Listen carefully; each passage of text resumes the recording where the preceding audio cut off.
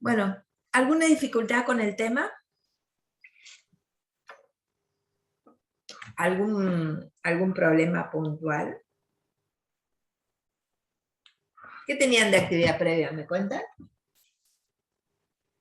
Los órganos del macho, órganos Ah, reproductores del macho.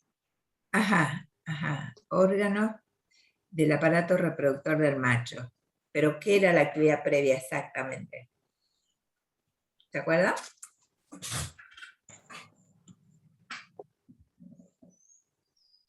El primero era la histología del testículo. ¿La qué? Histología del testículo, digamos. Ajá. ¿Después? Después de los conductos seminíferos Ujú.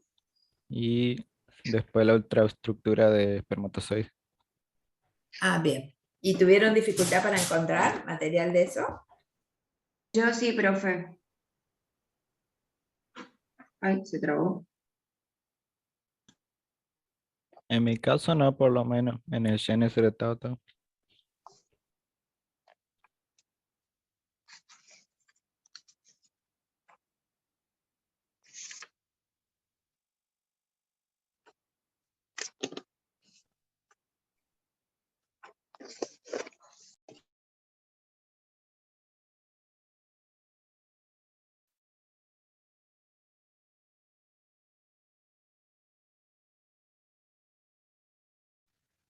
Se desconectó la doctora.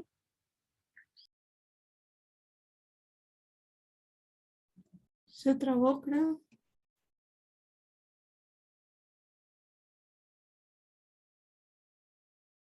Ahí se desconectó.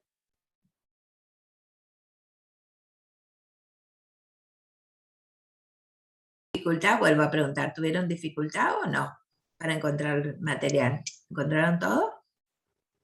Yo sí, profe, tuve problemas con el punto 2, el de la estructura de los túbulos seminíferos, por los tipos celulares. En el libro que yo tengo solamente me aparecía como un corte histológico y no sé, llegaba a apreciar bien el tipo celular. Tuve que buscar, digamos, en otro lugar. Ah, está. ¿Pero lo resolviste? ¿Sí? Sí. Ah, bien. Bueno, entonces vamos a empezar.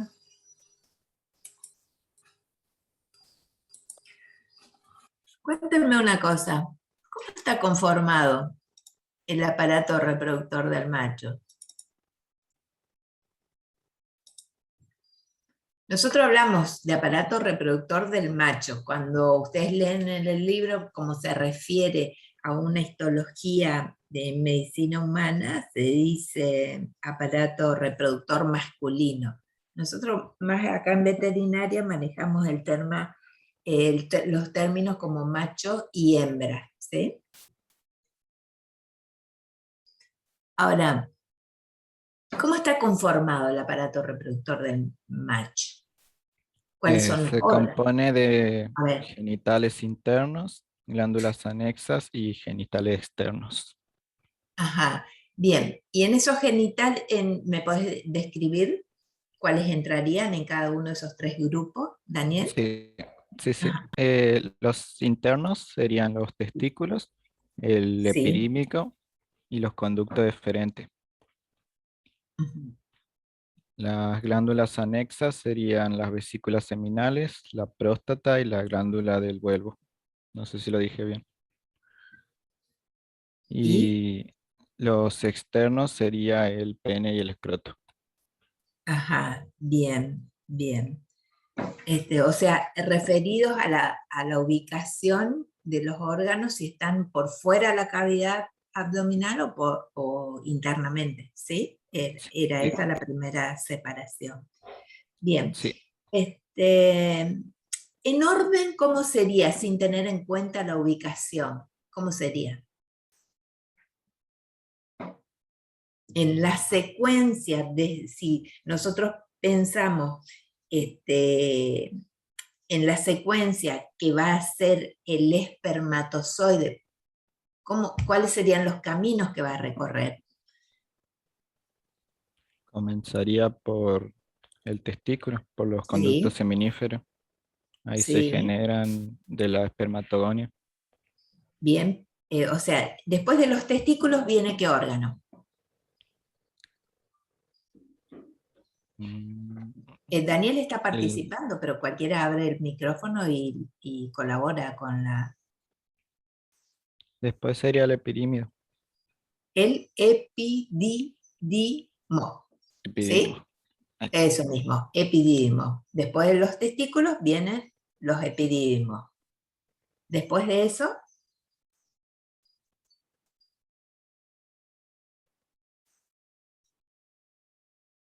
después del epididimo viene ¿quién? Dale, chicos. El conducto deferente. El conducto deferente, exactamente. Y después del conducto deferente viene ¿quién? Porque nosotros tenemos que tener un ordenamiento mental de los órganos que están involucrados, porque esos son los que vamos a describir posteriormente. Después del conducto deferente, Las viene glándulas sexuales, ¿puede ser? bien, ¿y cuáles son esas glándulas?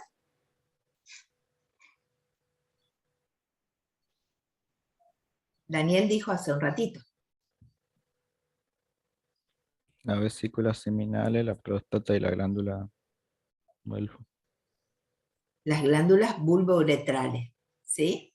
Bien, y después de eso, ¿qué pasa? ¿Quién más está? ¿Qué pasa con con el sistema de conducción del espermatozoide? Porque el espermatozoide, hasta ahora, ¿dónde está? Por lo que ustedes me dijeron, quedó en el conducto deferente. Pero el espermatozoide no puede quedar en el conducto deferente, sino que tiene que salir fuera, ¿sí? Tiene que salir afuera. ¿Y cómo hace para llegar al trayecto desde el conducto deferente hasta salir en el momento de la eyaculación? ¿Cómo hace ese trayecto? ¿Qué partes continúa? Por el conducto eyaculador, si no me equivoco. Muy bien, el conducto eyaculador. Y después del conducto eyaculador, ¿dónde va?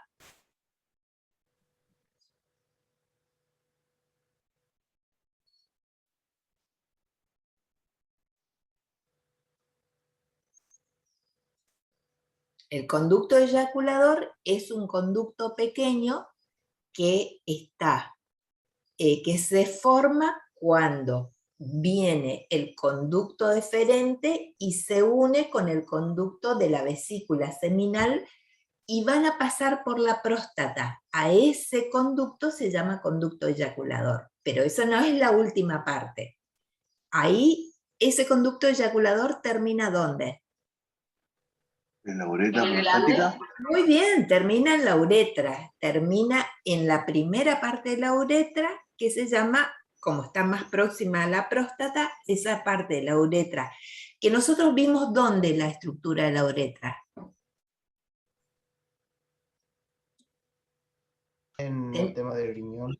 En el sistema urinario. Muy bien, porque la uretra es un órgano común para el sistema urinario y para el sistema genital. Esa primera parte de la uretra, como está asociada y está en relación estrecha con la próstata, a esa parte de la uretra, como si yo tuviera esta parte, a esa parte se llama uretra prostática. ¿Sí? Y la otra parte de la uretra, ¿y qué pasa con la uretra? Sería la pregunta. Después, ¿qué pasa? Ah, los atrapé, ¿eh? Ustedes no conocen cómo es la estructura del aparato reproductor del macho, pero necesitamos conocerla. ¿Sí? Entonces, después de esa porción de la uretra prostática, ¿se terminó la uretra o sigue?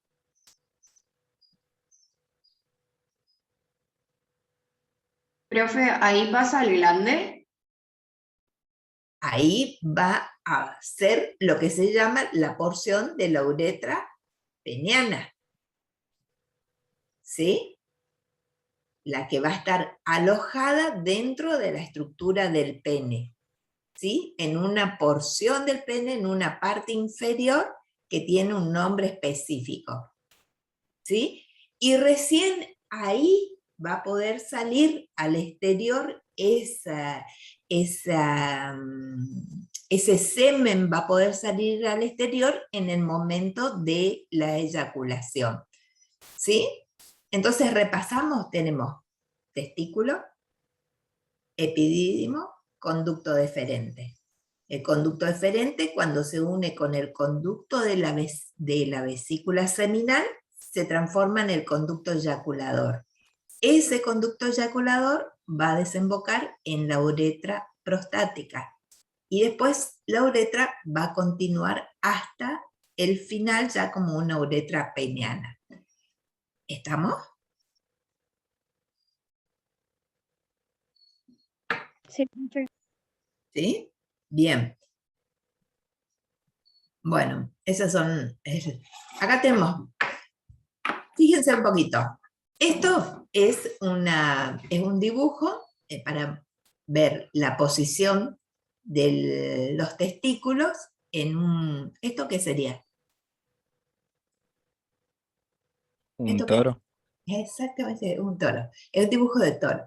Muy bien, fíjense acá. Acá el testículo, en realidad hablamos de testículo, pero sabemos que son órganos pares.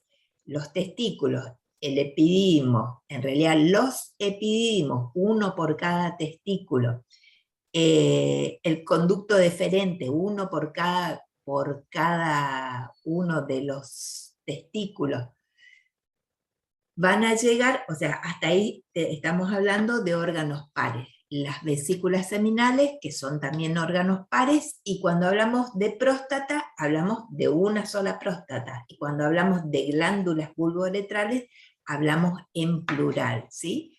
Cuando hablamos de uretra, hablamos en singular.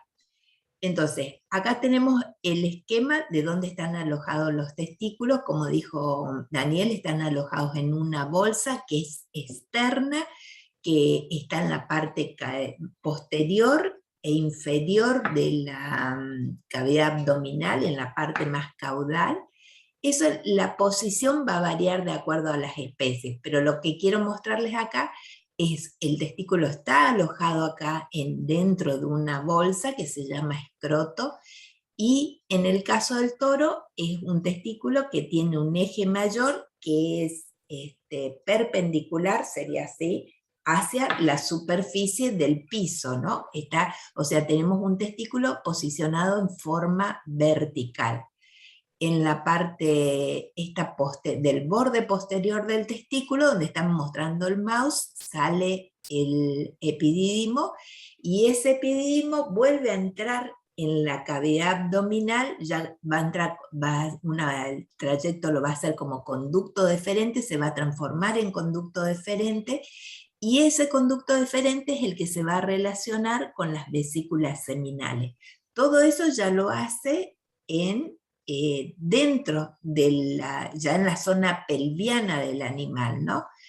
Y eso va a pasar, se va a relacionar con la próstata, va a seguir por la uretra, y después esa uretra va a terminar ya dentro de la estructura del pene, que también hay variaciones morfológicas, depende de la especie, vamos a ver algunas diferencias con respecto a eso.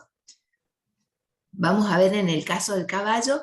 En el caso del caballo, fíjense un poquito, los testículos están un poco más ocultos, están en la zona inguinal, no están tan en la parte anterior como los tiene el toro, y el eje mayor del testículo está puesto en una posición horizontal, no es vertical como la del toro, sino que está horizontal.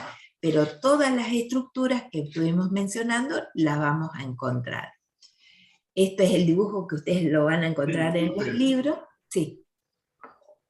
¿Hay alguna, entre los testículos del toro y los testículos del equino, hay alguna diferencia a lo que es su estructura, por lo que uno esté más arriba y otro esté más abajo? ¿O no? Lo que en relación, por esta posición así, ¿me decís? Claro, porque vos lo ves en los toros y el testículo va, si se puede decir, más colgando. Y el Sí. equino es como que está más pegado a la... Sí. Pero no hay una modificación en la estructura. no. No, nosotros vamos a describir, pero esa descripción de la estructura nosotros la podemos aplicar en todas las especies. ¿Sí? Ok. Y dígame, o sea, va a cambiar, obviamente cambia la temperatura entre especie y especie, o no, no está medido eso. ¿No? Cambia la temperatura y vamos a tener ahora unos minutos de reflexión con respecto a la temperatura. Ahora, buen día. En las especies domésticas, estos testículos están ubicados por fuera de la cavidad abdominal, pero en algunas especies los testículos están ubicados dentro de la cavidad abdominal. Y en algunos momentos el animal los puede exteriorizar o los puede volver a subir, o los puede incluir otra vez en la cavidad abdominal. Y hay especies salvajes, por ejemplo el rinoceronte, el elefante, que tienen los testículos dentro de la cavidad abdominal, no los tienen externamente. ¿Sí? Los roedores también los tienen, no, tienen adentro, ¿no?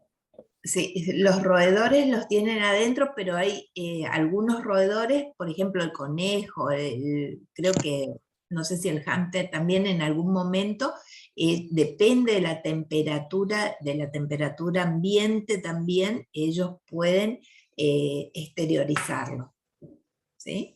Hay algunas características que son diferenciales en cuanto un poquito en cuanto a cómo hace funcionar, pero la estructura general del testículo nosotros la podemos aplicar en todas las especies. ¿Estamos? Bueno, acá tenemos otra vez, este es el dibujo que aparece en los libros de histología, el testículo, el epididimo, el conducto deferente, acá la relación de ese conducto deferente con las glándulas, las vesículas seminales, la próstata, las glándulas bulbouretrales, y acá ya viene lo que se llama la uretra peneana. Bueno, este es un esquema solamente, no son esquemas, son fotografías solamente para mostrarles a ustedes de lo que después van a estudiar más adelante en la parte de anatomía. Acá están los testículos de toro.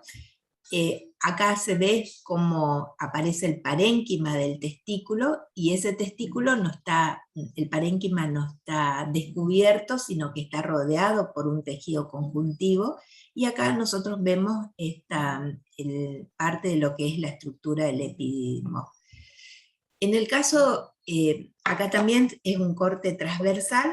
Todo esto es el parénquima. Si nosotros tomamos una porción de esto, vamos a ver esos dibujos que ustedes hicieron en la actividad previa referentes a la estructura de los túbulos seminíferos, y por fuera de eso aparece esta túnica que se llama túnica albuginea. Hay una medida que ustedes van a encontrar mucho que se determina en los animales de producción, que se denomina circunferencia escrotal, que se abrevia con la letra C y con la letra E, y si ustedes van a exposiciones, las exposiciones rurales o donde hay un remate de reproductores, siempre hay un dato en eso, o si ven un catálogo de animales en venta o que se vende semen de esos animales, hay una medida que está referida a lo que es la circunferencia escrotal. Esa circunferencia escrotal es una determinación que se hace con un escrotímetro, se llama, o con una cinta, y en el estudio, en base a numerosos estudios que relacionan el tamaño de los testículos con la producción seminal. La expectativa es que a mayor tamaño de testículo, la producción de semen sea mayor. Bueno, esta es una fotografía donde se ven los testículos de diferente tamaño. Hay veces que los animales tienen un testículo normal y un testículo que por diversas patologías pudo sufrir un problema del desarrollo, y eso le impidió desarrollarse normalmente, y eso determina lo que se llama una hipoplasia testicular. claramente que uno al observar esto puede imaginarse que la producción de semen de este testículo es una producción escasa o nula directamente, y esto sí puede tener una producción normal. Bueno, la formación de las gónadas comienza en las primeras semanas de gestación. Y el proceso de formación es así. Aproximadamente a los 47 días de gestación, esto es relato, esto es solamente para que ustedes tengan incluido algo y la importancia que tiene. No es algo que se vaya a preguntar, sino que es algo de interés general. En los animales, en los rumiantes sobre todo, porque conozco un poco más de los rumiantes, aproximadamente a los 37 días de gestación, cuando se gesta el animal, a los 37 días ya comienza a haber células de Leydig. Las células de Leydig son unas células que están entre los túbulos seminíferos y son las que secretan testosterona. Esa testosterona es la hormona propia del macho, es la que le va a permitir al macho tener características de macho. Y una secreción tan temprana como son a partir de los 37 días posteriores a la fecundación, tiene un objetivo. Y ese objetivo que tiene es informarle al cerebro, mandarle la información al cerebro que ese embrión que se está desarrollando tiene la carga cromosómica para ser macho. Hay en ese periodo, que son aproximadamente entre los 37 días y los 42 días, que en el cerebro lo que va a ser el cerebro del embrión en desarrollo, tiene una ventanita abierta para recibir una impregnación con testosterona y organizar el desarrollo de ese embrión y posterior feto para que ese sea un macho. ¿Me expliqué hasta ahí?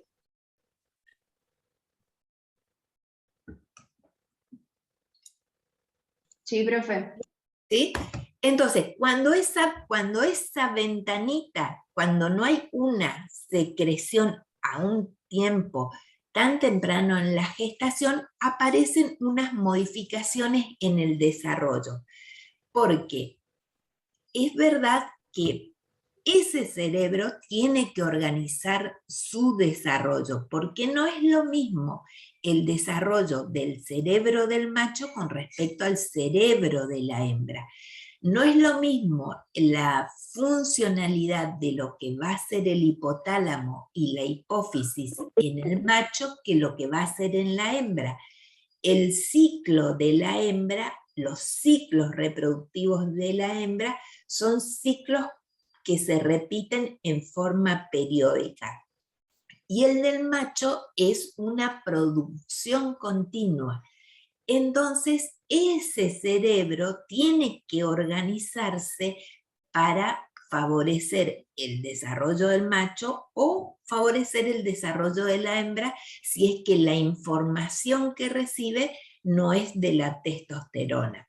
Entonces, a tan pocos días ya tiene que haber una pequeña secreción de testosterona para decirle al cerebro que lo que se está gestando es un macho. Ya volvemos otra vez sobre ese tema. En el proceso también, en la gestación y antes que se produzca el nacimiento, los testículos, lo ideal es que los testículos estén alojados dentro del escroto, o sea que ya hayan salido de la cavidad abdominal y se hayan dirigido hacia el escroto. ¿Por qué es tan importante en esa época? Porque puede aparecer el descenso testicular después del nacimiento, pero en la medida que pasa el tiempo, esos testículos, si no salen de la cavidad abdominal, van a tener dificultades porque ellos tienen que pasar por un canal que se llama canal inguinal.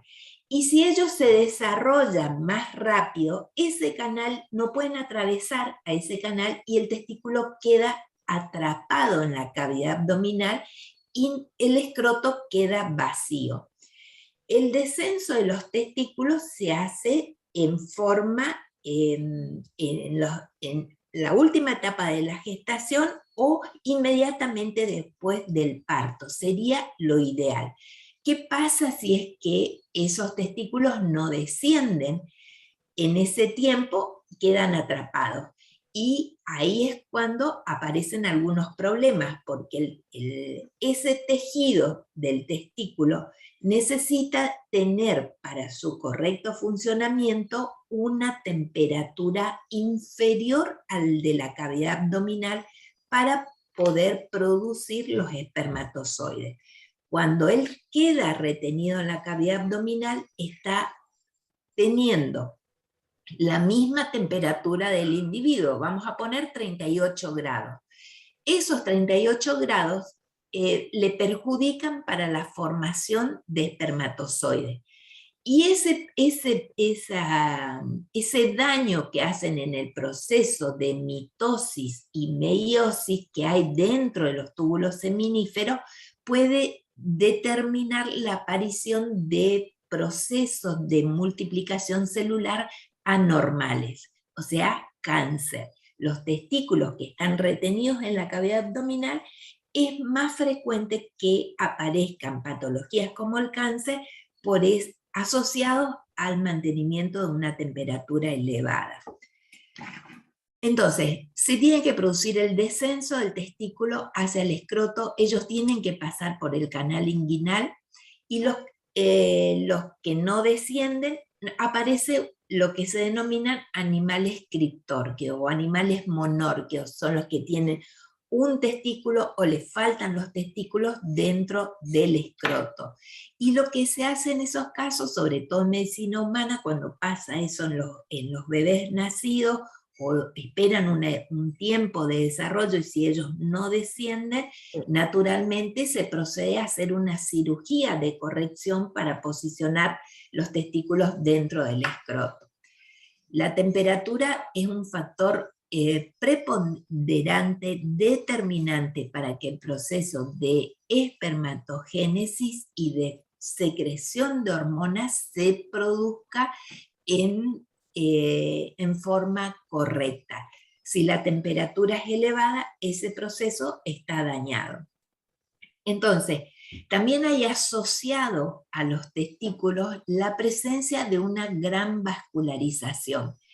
Y esa vascularización aparece en plexos venosos que, como tienen un trayecto muy tortuoso, esos plexos que se llaman plexos pampiniformes ayudan a bajar la temperatura de lo que va corriendo hacia el testículo, para que esa temperatura elevada, corporal elevada, no dañe el proceso de división celular.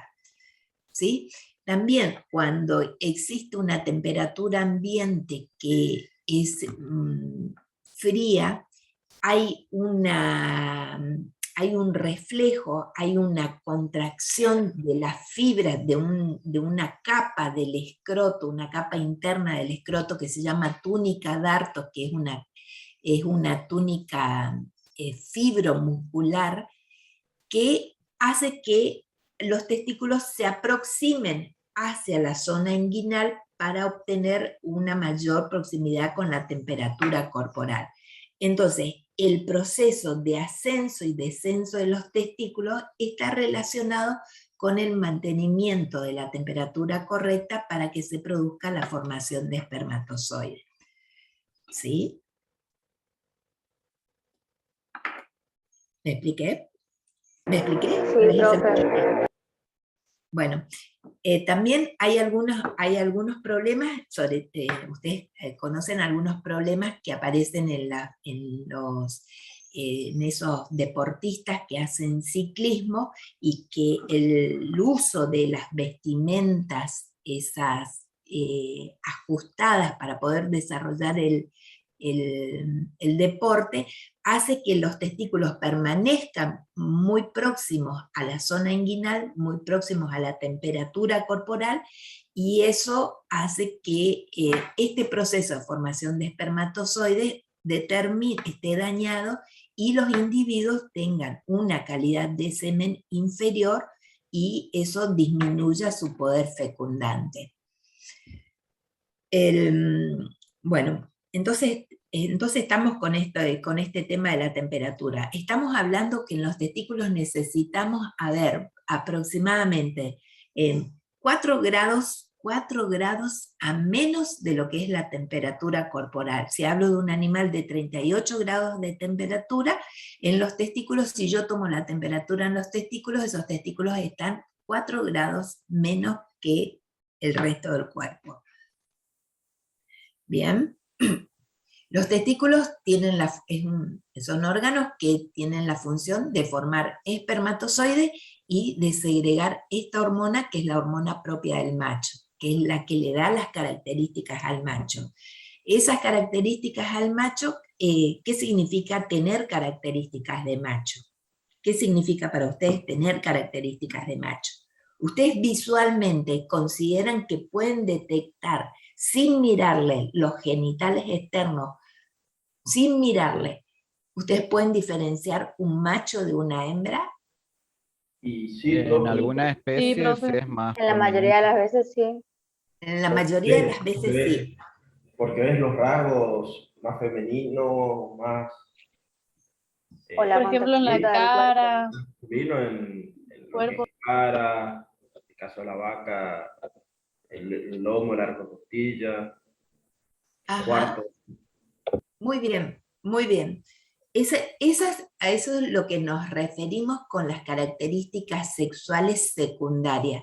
O sea, que el macho parezca macho. Cuando nosotros hablamos de un macho, por ejemplo, yo me estoy imaginando de un animal que tiene el tren anterior con un gran desarrollo con respecto a la hembra, porque la hembra lo que tiene desarrollado es el tren posterior, porque es el que le va a permitir después desarrollar el proceso de gestación, llevar dentro de ella al feto. Entonces, hay un desarrollo diferencial de partes del cuerpo, hay un desarrollo óseo diferencial, hay un desarrollo muscular diferencial. Todo eso está dado por esta hormona que es la testosterona. Esta hormona que es la testosterona es una hormona que sale de unas células que están por fuera de los túbulos seminíferos, que están entre los túbulos seminíferos. Hay un túbulo seminífero acá, y acá en el medio se ven las células que se llaman células intersticiales o de Leydig. Ahora, esto nosotros hicimos alguna mención la clase anterior cuando dijimos que la hipófisis es una glándula que va a intervenir en la secreción en la actividad de la célula para que secrete esta hormona. Y yo quisiera saber si ustedes tienen una memoria mejor que la mía, si ustedes me pueden decir en la hipófisis cuál es la hormona que está relacionada con la testosterona.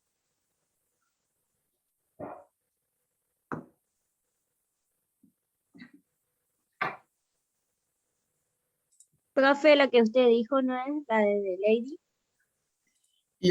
Perdón, la de Leydig es, ay, no sé cómo, a ver. La célula de Leydig es la célula que produce testosterona. Ahora, ella por sí sola, ella no puede trabajar. Alguien tiene que controlar para que ella produzca lo que tiene que producir en forma correcta, que no sea poco, pero que tampoco sea demasiado. Entonces, tiene que haber un control, y ese control, ¿quién rige el control de todos los órganos del sistema endocrino? Lo Profe, controla. puede ser, no sé si está bien, A ver, si está mal, perdóneme, puede ser que sea no, la no. gonadotrofina, no, ¿Cuál? por de hormona, No escuché cuál. la gonadotrofina, Ajá, muy bien. ¿está bien? Una sola observación. Me encanta que abras el micrófono y que participes. Lo mismo que te equivoques. Prefiero que te equivoques antes que te quedes callado. Sí, no me voy a cansar de decir eso. Porque la equivocación uno la puede corregir y me sirve a mí para poder conversar con ustedes.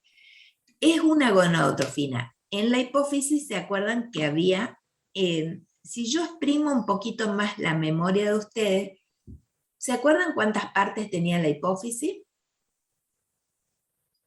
¿No es la glándula pituitaria la que controla el sistema endocrino? Es la glándula pituitaria, es la hipófisis. Decimos pituitaria o hipófisis y estamos diciendo exactamente la misma glándula. Esa glándula pituitaria, esa hipófisis, tiene, vamos a decirlo, tiene dos partes. Una de esas partes que no era la que tenía estructura nerviosa, sino que es la que tiene estructura parenquimatosa, donde nosotros ¿La encontramos adenohipófisis? la...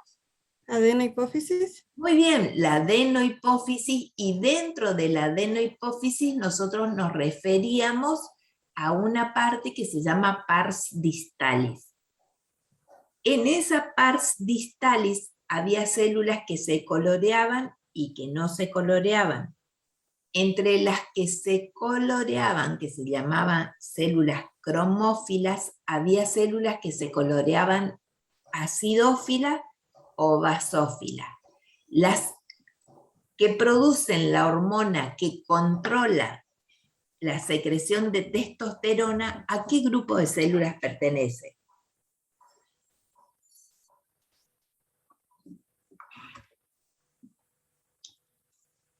A las acidófilas, pues. No, no son las acidófilas.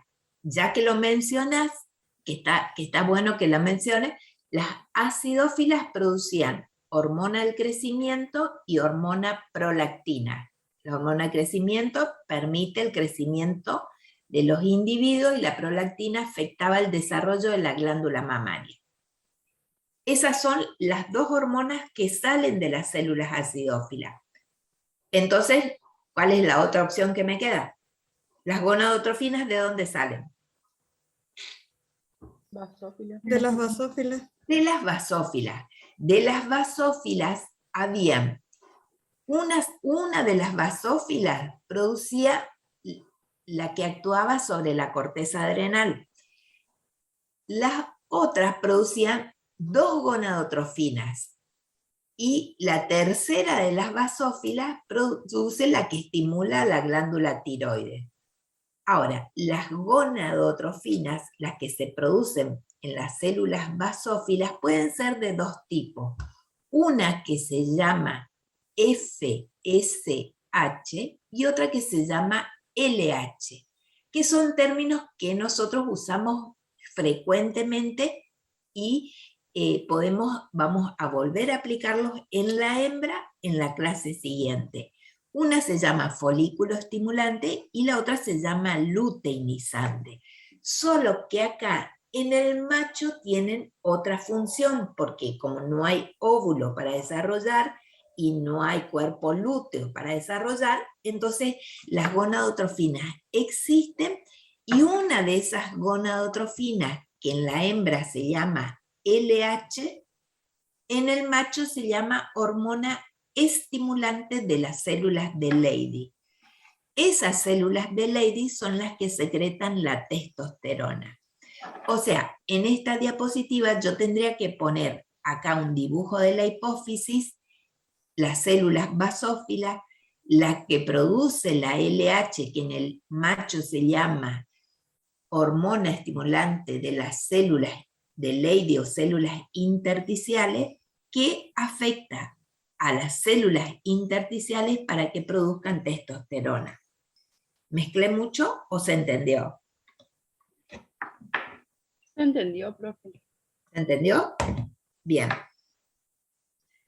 Entonces, perdón, nuestros testículos tienen la doble función, la de producir espermatozoide y producir testosterona, que es la hormona típica del macho.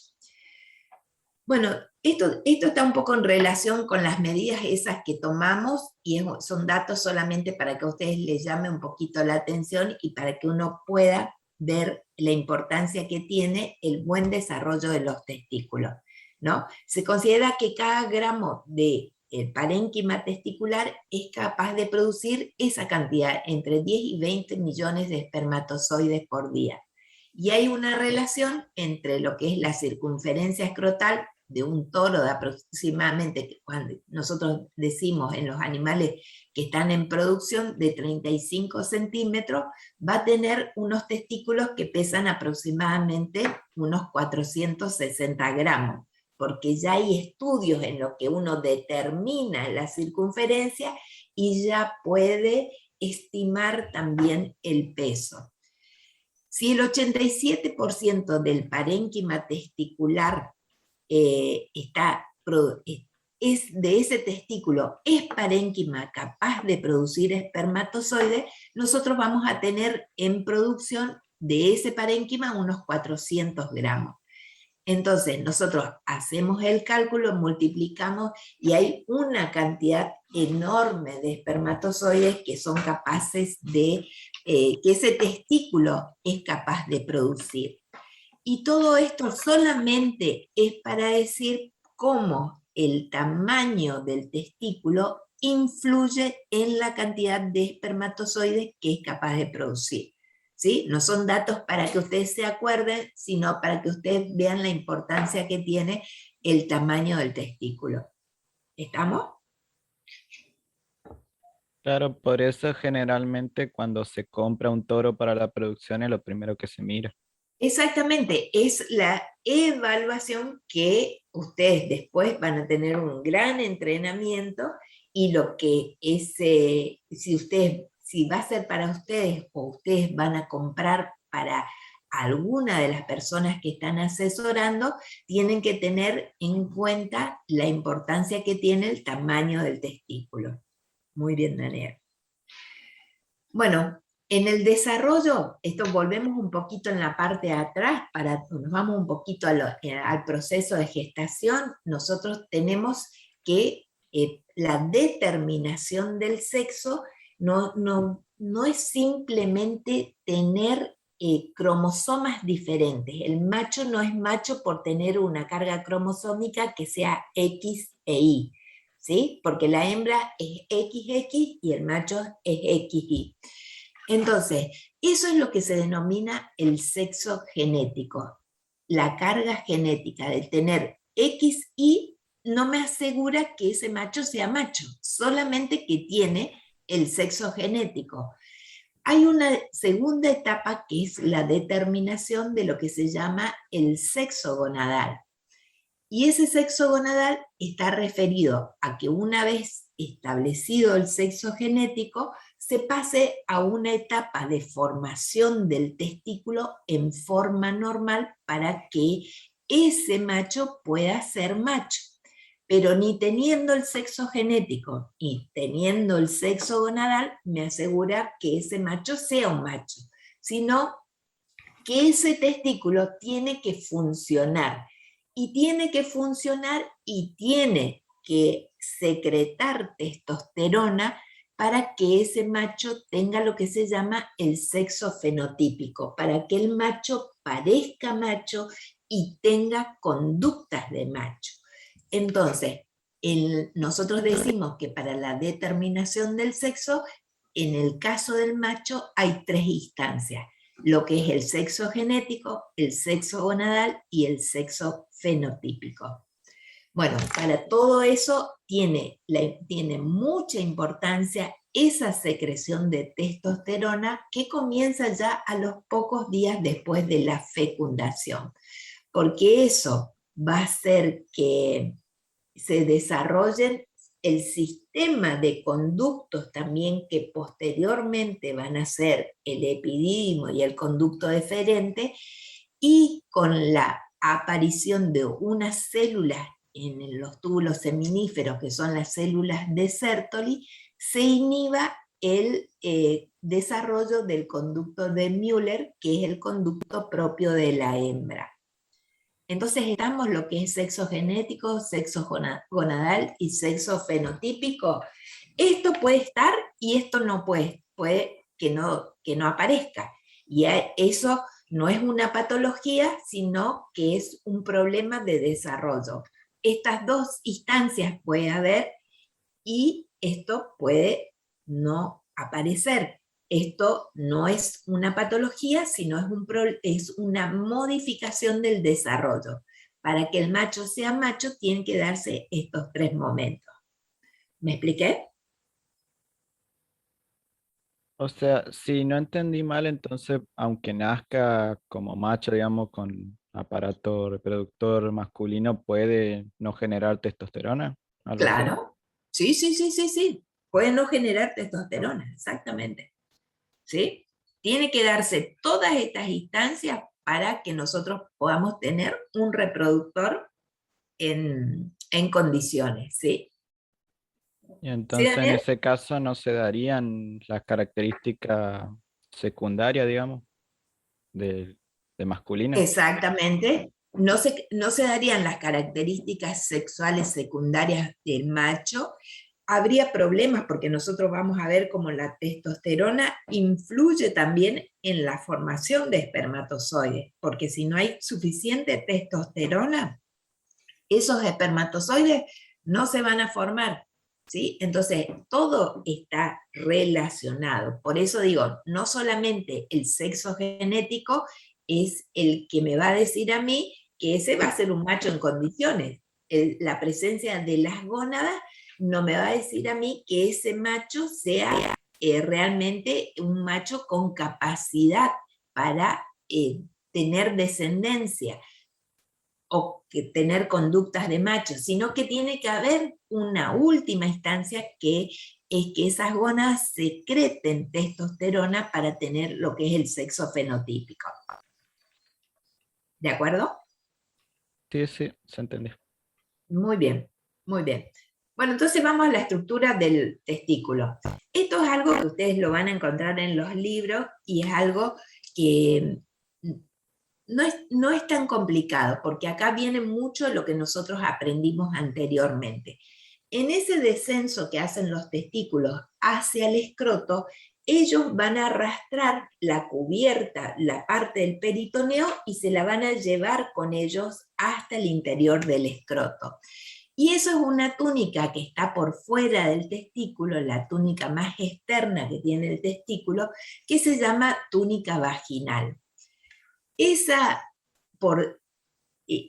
interiormente, ya bien pegado contra el testículo, aparece una túnica de tejido conectivo blanquecino que se llama túnica albuginea.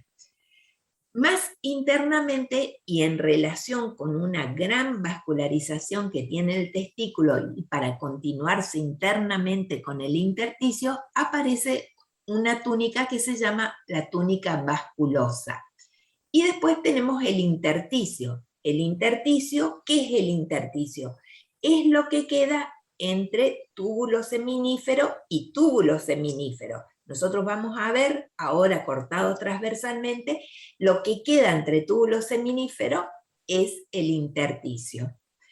Hablamos de la presencia de una arteria espermática, que es la que trae la sangre que va a nutrir al testículo. Esa esa arteria va a bajar y se va a capilarizar, y esos capilares van a estar en contacto y van a estar localizados en la parte del intersticio. Y más ya en forma externa al testículo, ocupando lo que es cuando el epididimo comienza a ascender hacia la cavidad abdominal nuevamente, nosotros vamos a encontrar una red rica de vasos sanguíneos venosos que van a formar lo que se llama el plexo pampiniforme. Y también participa en lo que es un músculo que recibe el nombre de músculo cremaster. Todo esto es para decirles cómo hay un aparato vascular, nervioso y muscular que participa en la nutrición, participa en la inervación y también participa en ese acercamiento y alejamiento que hace el testículo de la zona inguinal. Bueno, acá tenemos un esquema de lo que es el testículo. Acá nosotros vamos a ver esta túnica, que es la que está más pegada al testículo, que es la túnica albuginea. Albuginea, que es, significa que es un tejido conectivo que tiene, cuando yo observo, tiene una tonalidad blanquecina. Y es la primera que habíamos visto en la diapositiva, perdonen, es esta túnica que está bien pegada acá, que ustedes ven de un color blanco, este color blanco nacarado, es por la presencia de esa túnica albuginea. ¿Estamos? Háblenme, porque si no creo que estoy... Sí. Bueno, fíjense que esa túnica albuginea manda tabiques, tiene tabiques acá que van a dividir al testículo en lobulillos. Esos lobulillos en general son más estrechos hacia el centro, hacia una parte, que hacia la parte externa. Entonces son lobulillos que tienen una forma más bien piramidal. Y dentro de esos lobulillos nosotros vamos a encontrar los túbulos seminíferos. En cada lobulillo hay aproximadamente unos 4 túbulos seminíferos, entre 1 a 4 túbulos seminíferos. Parece que son más, pero en realidad ellos hacen un trayecto flexuoso muy marcado, y entonces los cortes lo van tomando a distinta altura y parece como si fuesen muchos túbulos seminíferos. Y en realidad son entre 3, 4, hasta 5 por lobulillo. ¿Cuántos lobulillos testiculares hay en un testículo? Y hay aproximadamente, depende de las especies, entre 100 y 250 lobulillos. El tejido conectivo que separa los lobulillos es un tejido conectivo bastante delgado y no es tan fácil de ver en los cortes histológicos. Tampoco es tan cerrado, así como aparece acá en el dibujo, sino que aparecen pequeñas interrupciones que hacen que un lobulillo se comunique con otro. Bueno, acá está el testículo, acá están nuestros lobulillos, el túbulo, los túbulos seminíferos, la túnica albuginea, y fíjense que estos túbulos seminíferos que tienen un trayecto flexuoso, en todos los dibujos van a encontrar el último tramo del túbulo seminífero, ya no es flexuoso, sino que toma una trayectoria rectilínea para formar lo que se llaman los túbulos rectos. O sea, el túbulo seminífero de flexuoso pasa a tener una trayectoria rectilínea y se llama túbulo recto. Y eso va a entrar acá en una red, en un sistema de conductos que está ubicado acá en esta parte del testículo, como marca acá el dibujo, y eso se va a mezclar y va a formar lo que se llama la rete testis. Esa rete testis es un sistema de canales que después se van a organizar y van a salir en número de 8 a 12 conductillos que se llaman conductillos eferentes. Y esos conductillos eferentes van a reunirse y van a formar la primera parte de lo que es el epidídimo, y como es la primera parte del epidídimo, se llama cabeza del epidídimo, que se va a continuar con el cuerpo del epidídimo y después con la cola del epidídimo. Bueno, acá tenemos un esquema y acá tenemos la fotografía microscópica. Acá están nuestros lobulillos, muchos lobulillos, dijimos entre 100 a 250 lobulillos, y dentro de ellos tenemos unos 4 o 5 túbulos seminíferos. En la última parte de los túbulos seminíferos ya no son más tan flexuosos, sino que forman un túbulo que es recto, y por eso se llama túbulo recto, que va a terminar en este sistema de canales que se llama rete testis. Después de esa rete testis se va a organizar un sistema de conductos pequeños, que son entre 8 a 12 conductos, que van a formar los conductillos eferentes, que se van a organizar y van a formar la primera parte del epidídimo, que es la cabeza, el cuerpo, la cola del epidídimo, y después se va a continuar como conducto deferente. Acá vemos eso que está acá en el gráfico, se puede ver acá. Acá nosotros tenemos los túbulos seminíferos, fíjense que la presencia de tejido conectivo separando los lobulillos, en este aumento cuesta visualizar. Pero externamente se puede ver la túnica albuginea que está rodeando, ¿sí? Y más externamente la túnica vaginal. Acá tenemos la cabeza del epidídimo, y vamos a ver si vemos acá en la parte que corresponde ya en relación a la finalización de esos túbulos seminíferos, que son estos, ¿sí? En la parte, a medida que el túbulo va haciéndose como túbulo recto, la cantidad de células de la línea espermática comienza a disminuir y solamente va a quedar recubierto por un epitelio cúbico, que son las células que van a recubrir todo este sistema de canales que está formando la rete testis. O sea, acá nosotros no vamos a tener espermatogonias, no vamos a tener espermatocitos, nada, sino que solamente está revestido por un epitelio de tipo cúbico. Entonces, voy a ver si puedo explicarme. Esto es un lobulillo que tiene túbulos seminíferos, que se los identifica por este epitelio estratificado que tiene. Acá hay células que se van a convertir en espermatozoides. Después, cuando el túbulo se va haciendo recto, quedan solamente las células ya no de la línea espermática, sino van a quedar células de Sertoli. Y en la rete testis va a estar recubierto por unas células que son cúbicas. ¿Sí? ¿Chicos? ¿Estamos? Sí, profe. ¿Se profe? Profe, sí, estamos. Bueno, cuando yo con el afán de explicar, explico de muchas formas y termino enredando, pero cuando hago eso, que tengo ese efecto, entonces ustedes me avisan, no se entendió nada, no, vuelvo otra vez. Entonces, intento otra vez. Bueno,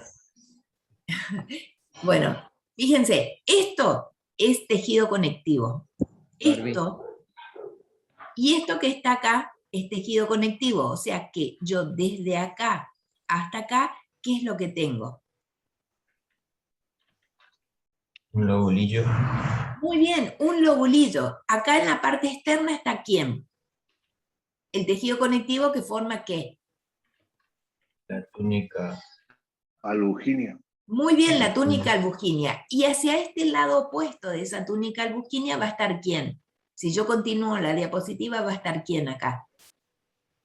el epidídimo. Sí, pero antes del epidídimo, como todavía estoy en el testículo, acá va a estar la rete testis, exactamente. Fíjense que en el lobulillo parece como si tuvieran muchos túbulos seminíferos, pero es el mismo tubo que, como está todo torcido, todo flexuoso, entonces el corte lo va tomando en distintos sentidos. ¿Y cómo reconozco que es un túbulo seminífero? Porque tiene un epitelio estratificado. Hay células que están apoyadas contra la membrana basal, pero veo muchos núcleos a distinta altura. Y no todos los túbulos están con la misma cantidad de células, porque si yo miro veo que la luz de este túbulo es mayor que la luz de este otro, ¿sí? Fíjense la altura de este epitelio con respecto a la altura de este epitelio. La formación de espermatozoides se va haciendo por grupos de células. Entonces, eso es lo que explica que yo vea momentos diferentes de los túbulos en ese sector. Entonces, miren acá, esto ya es otro lobulillo. Bueno, acá vamos a tener que jugar un poquito con la memoria. Nosotros vamos a tener que necesitar que nuestro espermatozoide tenga un contenido haploide de cromosomas. ¿Qué quería decir el contenido haploide? Que tenga la mitad de los cromosomas que tienen el resto de las células que se llaman células somáticas. ¿Sí? El hepatocito tiene 46 cromosomas, el queratinocito tiene 46 cromosomas, una célula del esófago tiene 46 cromosomas. La única que tiene la mitad de esos cromosomas es el espermatozoide o es el óvulo. ¿Por qué? ¿Por qué? Porque en algún momento ellos se van a juntar y van a formar una célula con 46 cromosomas. Pero esta célula no nace siendo espermatozoide, sino que esta célula tiene que pasar un proceso de formación y sale a partir de células que se llaman espermatogonias, que están apoyadas en la parte basal del túbulo seminífero. Este es un túbulo seminífero que se los trajo de un lobulillo testicular y está dibujada la secuencia de células. El túbulo seminífero tiene una membrana basal y por fuera de esa membrana basal hay células que tienen características de células mioides que se pueden contraer. Dejamos eso, vamos a lo más importante. Acá está apoyada una célula que se llama espermatogonia. Esa espermatogonia es la célula que mucho más adelante me va a dar un espermatozoide. Pero para eso tiene que pasar un proceso de multiplicación celular.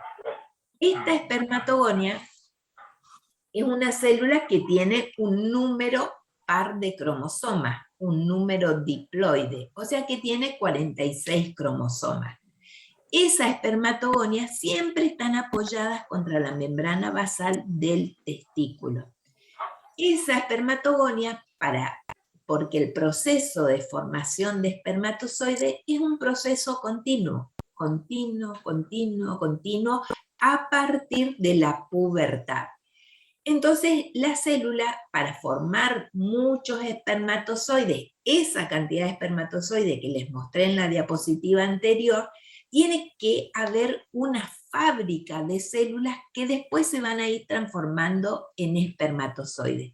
Pero primero se tiene que asegurar que existan muchos, es como en la etapa de producción de células que después van a disminuir su carga cromosómica.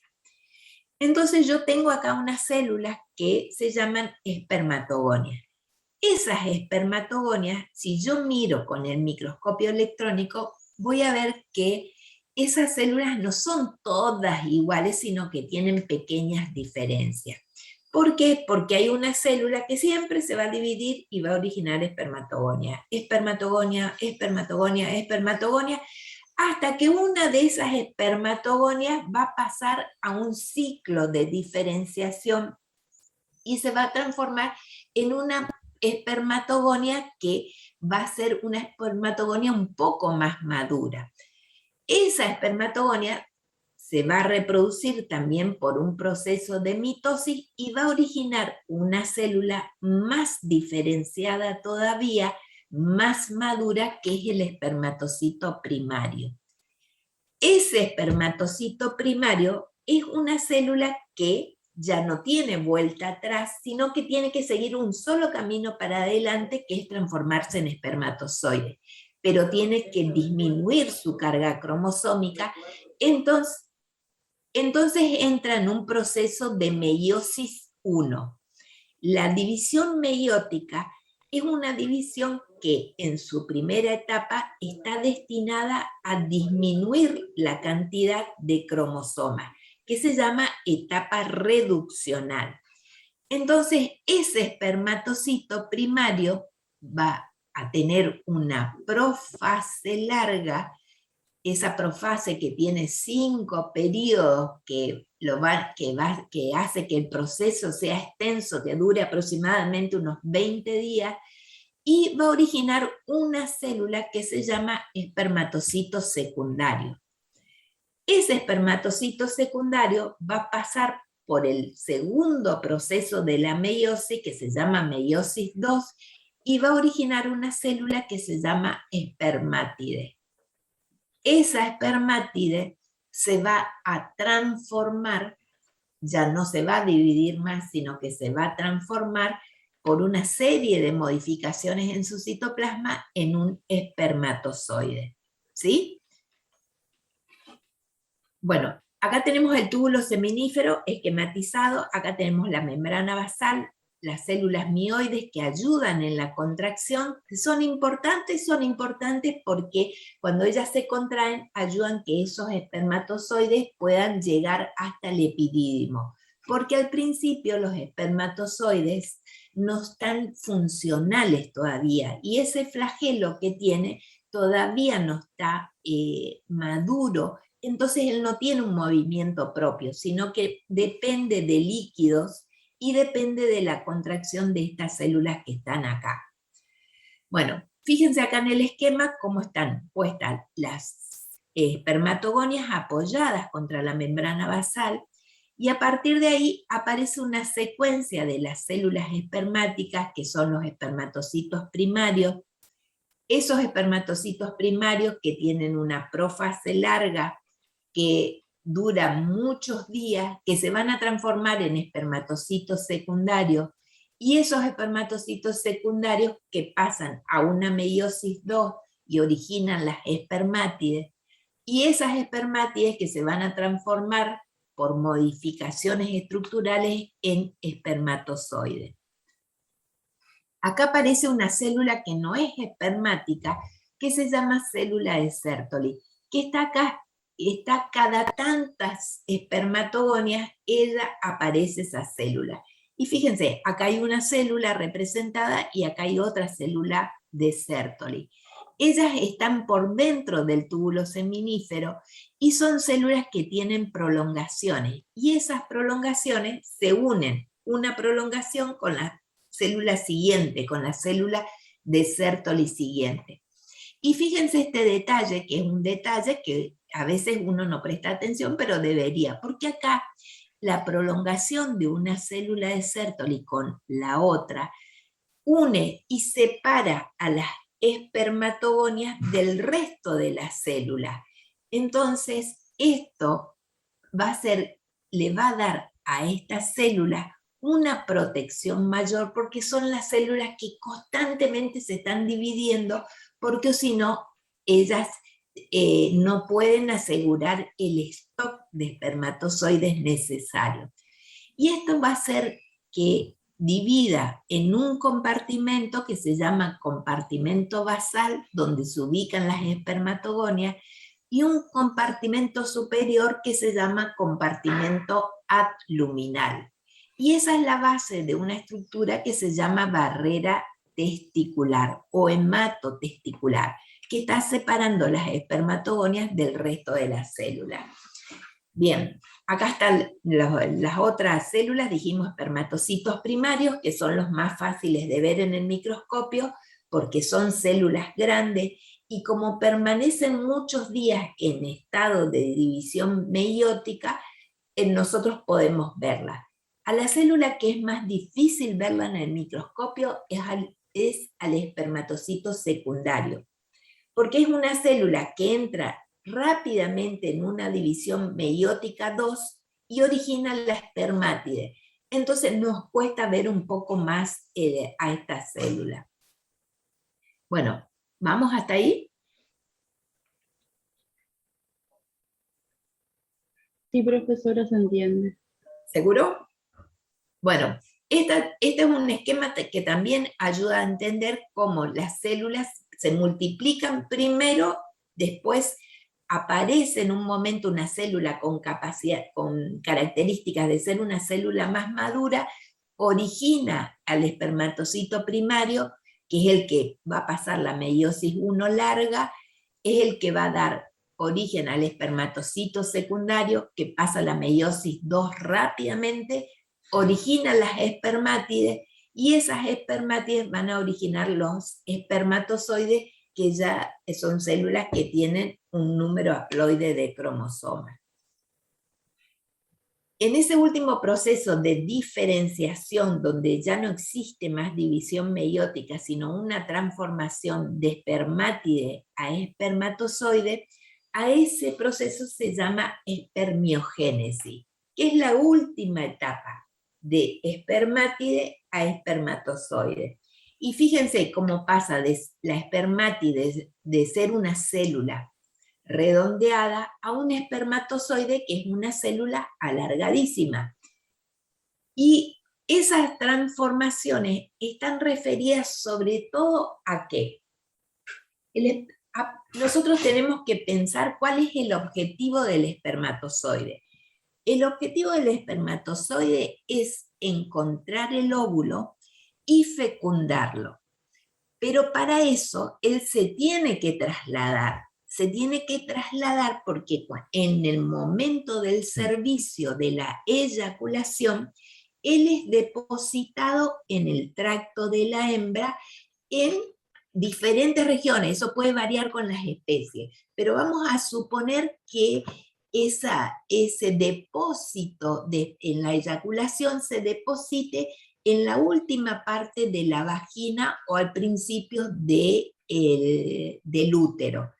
Él se tiene que trasladar en el tracto de la hembra, y ese traslado lo va a hacer con la ayuda de la cola, con el flagelo que tiene.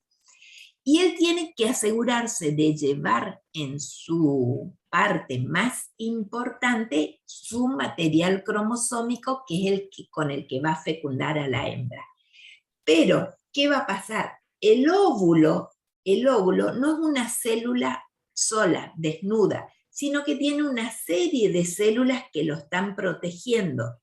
Y para eso, él tiene que tener en su cabeza, en su porción anterior, tiene que tener un grupo de enzimas que van a romper esas uniones celulares, que le abran camino para llegar hasta el óvulo. Entonces, esta parte de formación del espermatozoide está destinado a privilegiar eso, a la formación del flagelo, a la formación de las enzimas que están ahí antes del núcleo, en la cabeza del espermatozoide, formando lo que se llama la acrosoma del espermatozoide, y a concentrar en esta parte el material nuclear. Eso es el proceso de espermiogénesis. Si nosotros miramos este esquema, podemos simplificar ese proceso. Acá tenemos la espermátide, que dijimos que es una célula redondeada. ¿Qué va a querer llevar el espermatozoide? ¿Qué necesita el espermatozoide para llegar hasta el óvulo? Necesita tener un flagelo.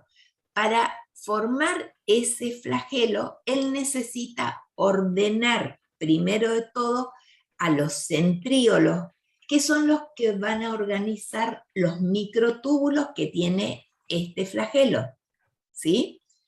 Esos centríolos van a comenzar a migrar hacia una región por detrás del núcleo, y también esa espermátide va a tener un aparato de Golgi desarrollado, y ese aparato de Golgi va a formar una vesícula, que se llama vesícula acrosómica. Y en esa vesícula acrosómica va a haber enzimas que van a romper las uniones celulares de las células que están protegiendo al óvulo. Por eso se tienen que ubicar acá en la cabeza, porque él va a ir así, de frente.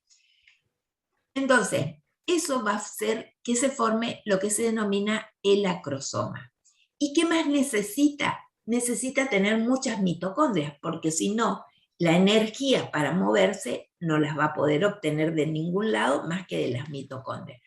Entonces comienza acá la formación de la vesícula acrosómica, que tiene las enzimas, y en la parte posterior migran los centríolos para organizar el flagelo, los microtúbulos del flagelo.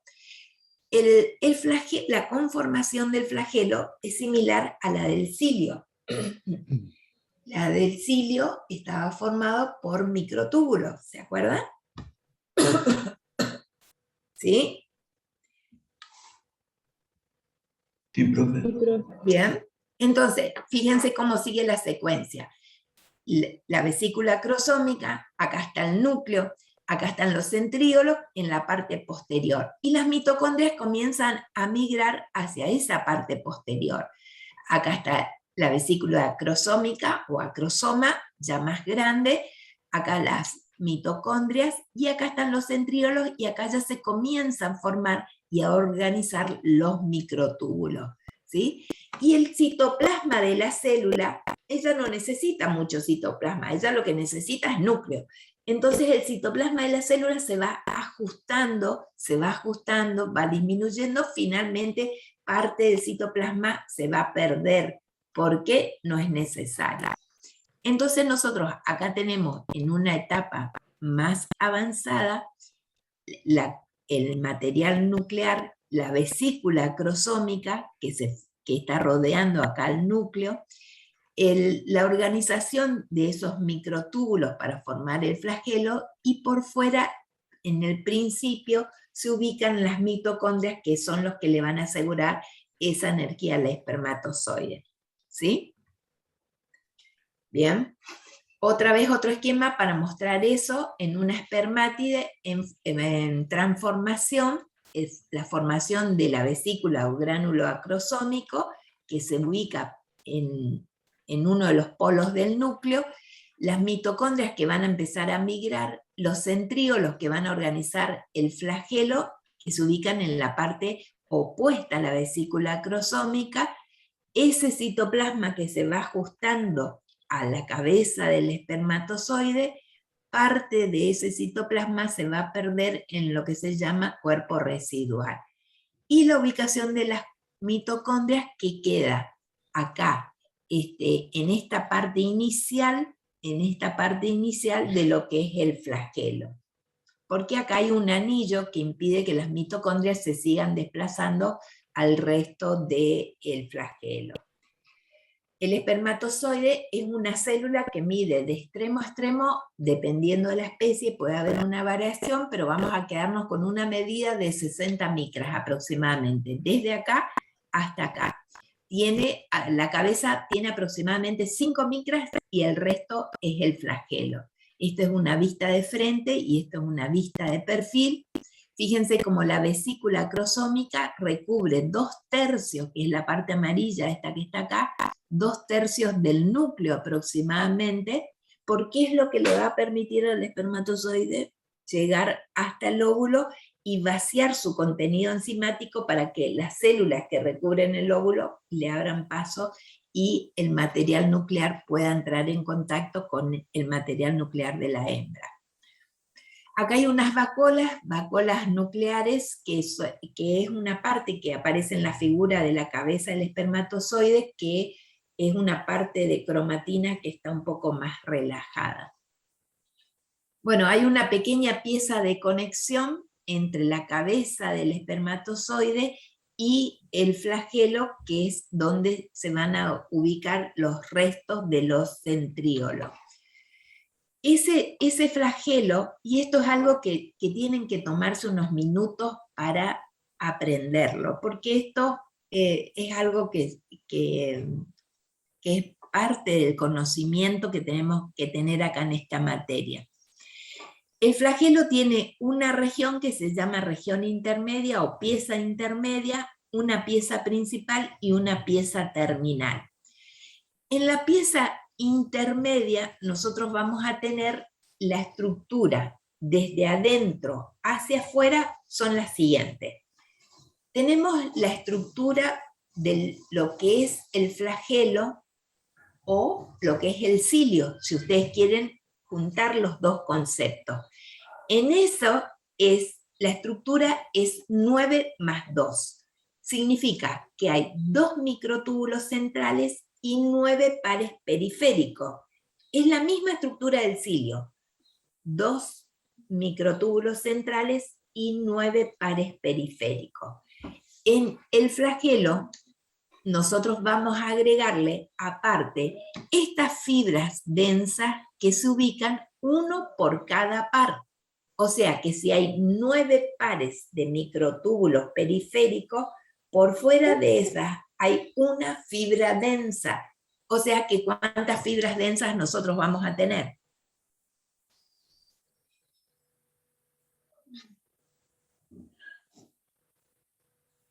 9. 9, exactamente, 9 fibras densas. Entonces tengo, de la parte central, tengo 2 microtúbulos centrales. Tengo 9 pares periféricos y tengo 9 fibras densas porque hay una por cada par. Y por fuera de esas fibras densas yo tengo una vaina de mitocondrias. Esa es la estructura que está acá en la pieza intermedia. ¿De acuerdo? 2 centrales, 2 microtúbulos centrales, 9 periféricos, 9 fibras densas y una vaina de mitocondrias. Esa es la estructura de la pieza intermedia. En esta otra parte, que es la pieza principal, ya no va a haber más mitocondrias. Es la primera diferencia.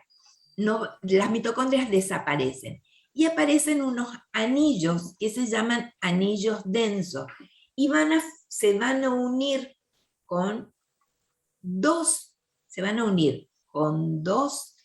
fibras densas y van a formar una estructura que se llama columna. Entonces, acá va a desaparecer una fibra densa por acá y va a desaparecer una fibra densa porque se une con unos anillos que voy a mostrarles acá a ver si los pueden ver mejor, ¿sí? Entonces desaparecen y van a formar unas columnas. Esas columnas, tenemos una columna, vamos a decirla así, dorsal y ventral. Y acá aparece externamente lo que se llaman unas costillas circunferenciales. Otra vez, vemos acá lo que teníamos anteriormente en la pieza intermedia, que es la primera parte del flagelo. Los microtúbulos centrales, los periféricos, las fibras densas y la vaina de mitocondria. ¿Qué cambió acá? Que de adentro hacia afuera tengo los microtúbulos centrales, los periféricos, las fibras densas, pero no están todas las fibras densas. Hay 2 fibras densas que se unen con unos anillos para formar unas columnas que se llaman columnas dorsales y ventrales, vamos a decirlo así, y a partir de ahí salen unas costillas que se llaman costillas circunferenciales que están pintadas de amarillo. Entonces, si yo miro la estructura de la pieza intermedia en la microscopía electrónica, esto que parece difícil no es tan difícil. Acá miren, están los microtúbulos centrales. Acá están los periféricos, los 9 pares. Acá están las 9 fibras densas. Si yo cuento acá, esta es la 1, 2, 3, 4, 5, 6, 7, 8 y 9. ¿Sí? Y acá por fuera, ¿quién está? La vaina de mitocondria. Ahora, si miro acá, voy a ver que acá están los microtúbulos centrales, acá estos puntitos, no sé si ustedes lo llegan a ver, díganme, estos que están acá, más claritos, son los microtúbulos periféricos, los pares periféricos. Y acá si yo cuento, miren, acá hay 1, 2, 3. Y acá hay 1, 2, 3 y 4. 4 más 3 son 7, pero yo tenía 9 columnas.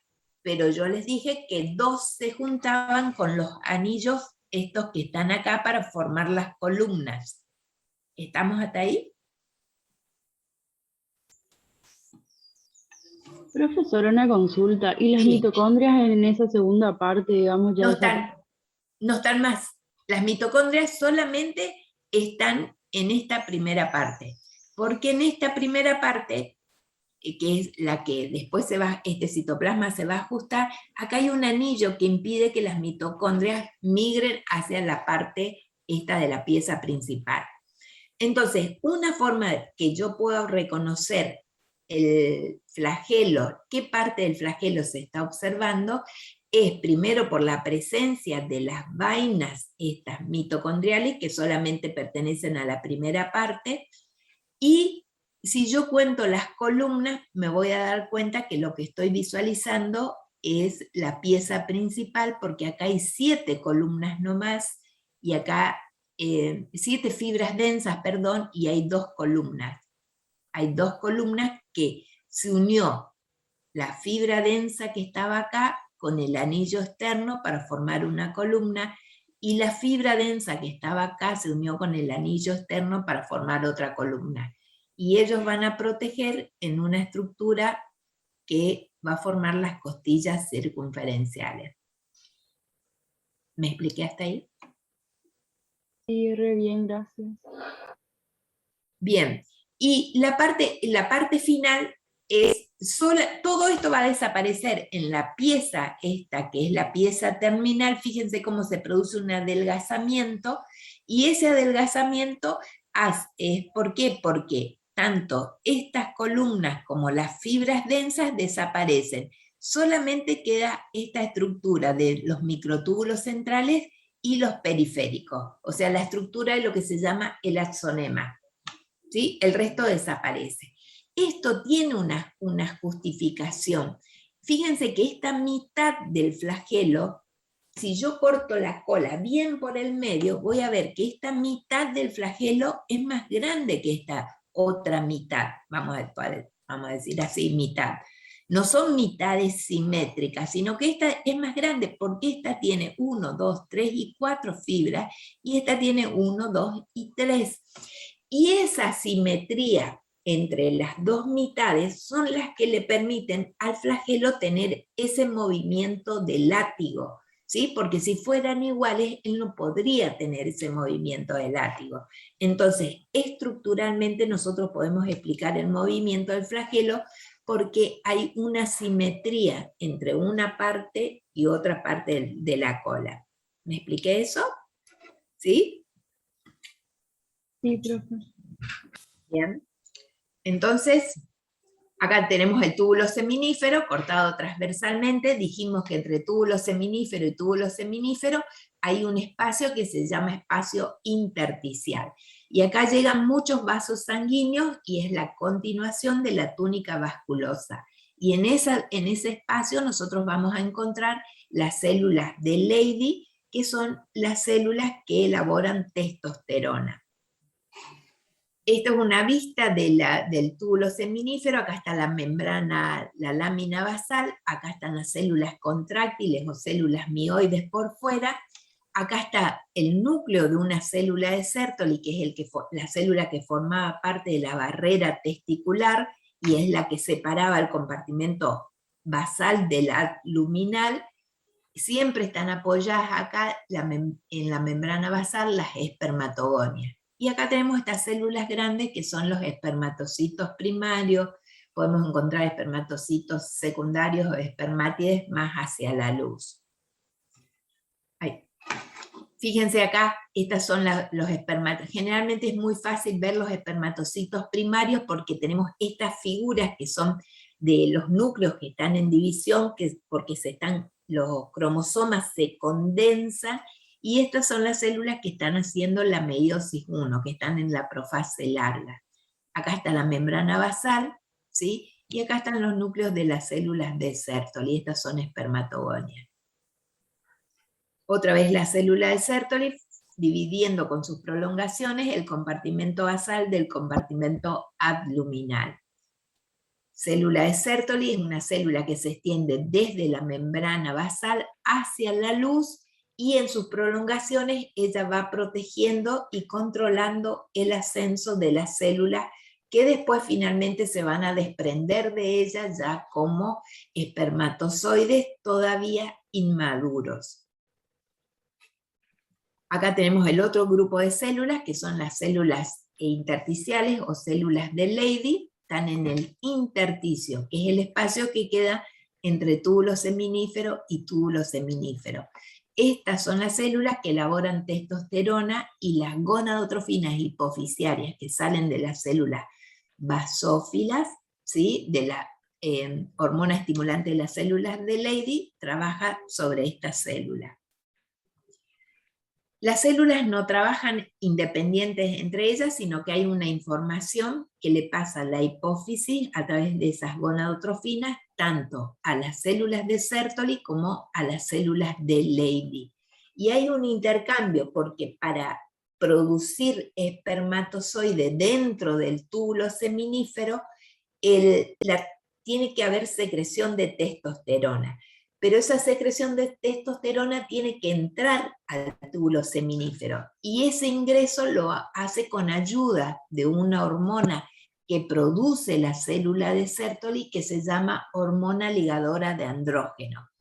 El andrógeno es la testosterona, pero para que entre testosterona, la célula de Sertoli tiene que habilitar y favorecer ese ingreso a través de la hormona ligadora de andrógeno.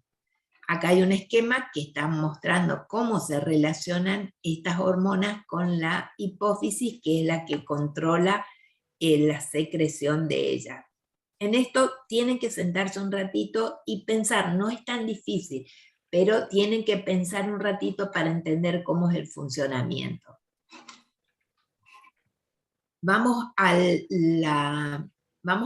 salir de la red de testis y vamos a tener estas figuras que están cortadas transversalmente, que están referidas a los conductillos eferentes. Los conductillos eferentes ya no tienen un epitelio estratificado, sino que tienen un epitelio que es cilíndrico, simple, o a veces es un cilíndrico pseudoestratificado. Y algunas de esas células pueden tener algún cilio y ayudan con sus movimientos al traslado de los espermatozoides hasta el epidídimo. Ese epidídimo es el lugar donde van a llegar espermatozoides inmaduros y van a sufrir un proceso de maduración y capacitación dentro del epidídimo. Ellos todavía no se pueden mover por sí mismos, por eso necesitan de los músculos, de los conductos y de los cilios para que sean empujados. Esto ya es parte del epidídimo, del conducto del epidídimo, y se lo reconoce por tener un epitelio pseudoestratificado bastante alto, que tiene células basales y tiene células cilíndricas más altas. Y en su parte apical presentan especializaciones de la superficie apical, que son los estereocilios. Fíjense la altura que tiene este epitelio, ¿sí? Y sin embargo es un epitelio pseudoestratificado. Esto es epidídimo y esto es parte de los conductillos eferentes. A medida que, yo les dije, el epidídimo tiene cabeza, cuerpo y cola. A medida que transcurre hacia la cola, este epitelio va a ir bajando y va a aumentar la cantidad de músculo que hay. Es musculatura lisa, es musculatura que está manejada por el sistema nervioso autónomo. En la última parte, que es en la cola del epidídimo, este epitelio va a ser bajo, va a ser más bajo y va a tener mucho músculo. Y eso tiene un fundamento, porque los espermatozoides quedan reservados en el epidídimo y en el momento de la estimulación que se produce durante la excitación, durante el servicio, el sistema nervioso autónomo va a trabajar sobre la musculatura potente que está en ese sector y va a permitir la contracción para que esos espermatozoides puedan llegar hasta el conducto deferente. Entonces, desde la cabeza a la cola, el epitelio baja y el músculo aumenta.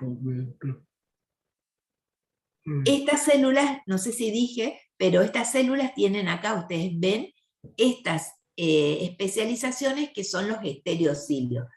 ¿Por qué hay estereocilios ahí? Porque, acuérdense, del testículo, los espermatozoides no tienen movimiento, y ellos salen porque las células mioides se contraen, pero son ayudados por secreciones, por líquido. Hay un líquido que sale para que el transcurso de esos espermatozoides sea más fácil.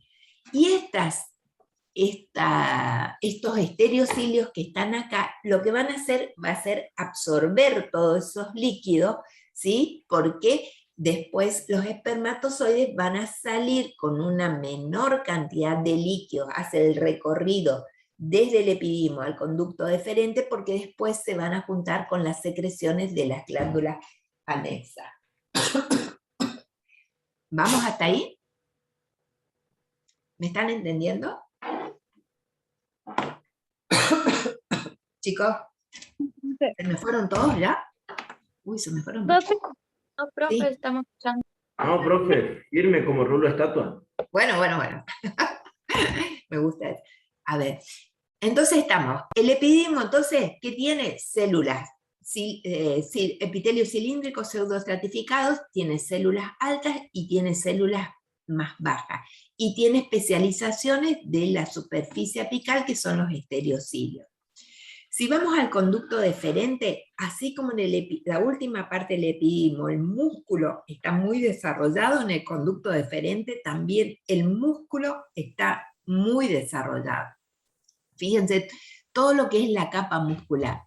Acá tiene un epitelio, que es un epitelio pseudoestratificado también, y tiene células que son células más altas, cilíndricas más altas, y células basales. Y en esto también es músculo liso y está bajo el control del sistema nervioso autónomo, porque toda esta musculatura se va a contraer en forma armoniosa en un momento de la eyaculación, ¿sí? Entonces tiene que tener un poderoso desarrollo de la musculatura lisa. Un momento, esta también es una imagen con más aumento del conducto deferente. Acá está el epitelio, es epitelio pseudoestratificado, cilíndrico pseudoestratificado, y fíjense lo poderoso que es el desarrollo de la capa muscular. Un momento antes de la finalización del conducto deferente, que ya está entrando otra vez en la cavidad abdominal, va a producir una dilatación que se llama ampolla del conducto deferente, ¿sí? Y en antes de terminar, el conducto deferente va a recibir el conducto de las vesículas seminales, y esa secreción de las vesículas seminales, en ese trayecto que hace, va a formar, cuando ya recibió el conducto de las vesículas seminales, ya no se va a llamar más conducto deferente, sino que se va a llamar conducto eyaculador. Vamos a tomarnos unos minutos para mencionar a las glándulas accesorias. Las glándulas accesorias del reproductor macho son las vesículas seminales, la próstata y las glándulas de Cooper o bulbouretrales, ¿sí? En el caso del toro están presentes todas las glándulas. En el caso del carnero hay una parte de la próstata que está alrededor del cuerpo de la próstata, que no está presente, pero tiene las glándulas prostáticas diseminadas. En el caso del perro, en el caso de los carnívoros, fíjense que esta parte de la próstata diseminada no está presente. Y en el caso del perro, esas glándulas de Cooper no están. Entonces depende un poco de las especies. Acá están, fíjense, en el semen... una empresa justo ¿Cómo? de joyas. ¿Cómo? Pero estoy viendo que era una de las caras que yo vi. No sé si me estás hablando a mí. Mira. Me parece que no también. Bueno, Tiene Hay un micrófono. encendido, ¿no?